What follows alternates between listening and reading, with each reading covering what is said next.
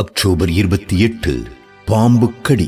புனை கதைகளையும் பாட்டி கதைகளையும் விட்டு விலகி இறைப்பற்றில் வளர பயிற்சி செய். 1 தீமோத்தேயு 4:7. திருச்சபையில் பெரும்பாலும் கண்டுபிடிக்கப்படாத வியாதி வஞ்சகமே.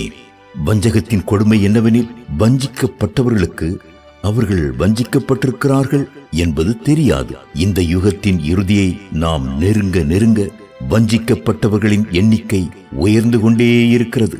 இயேசுவின் சீடர் அவரை பார்த்து, உமது வருகைக்கும் உலக முடிவுக்கும் அறிகுறி என்ன என்று கேட்டபோது அவர் தந்த பதிலில் முதல் வாக்கியமே, ஒருவனும் உங்களை வஞ்சியாதபடி எச்சரிக்கையாயிருங்கள் என்பதே. மத்தேயு 24:3-4. வஞ்சகத்திலிருந்து மீளுவது சுலபமல்ல, வருமுன் காப்பதுதான் மேல். வஞ்சகத்திற்கு தப்ப சில வழிமுறைகள். கிறிஸ்தவ வாழ்வின் பல்வேறு பக்தி முயற்சிகளில் வேத தியானத்திற்கே முதலிடம் கொடுங்கள். பேசுவதை விட கேட்பதற்காகவே திரு முன்னிலை செல்ல வேண்டும் என்கிறது வேதம்.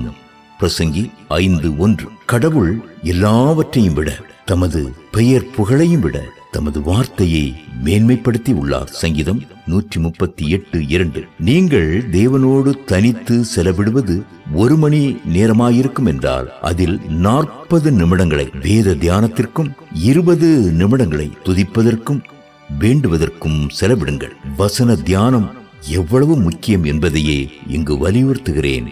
சமநிலை உடையவராயிருங்கள். மற்ற சத்தியங்களை விட்டு விடும் அளவிற்கு ஏதோ ஒரு சத்தியத்தை அளவுக்கு மீறி வலியுறுத்தி கொண்டிராதீர்கள்.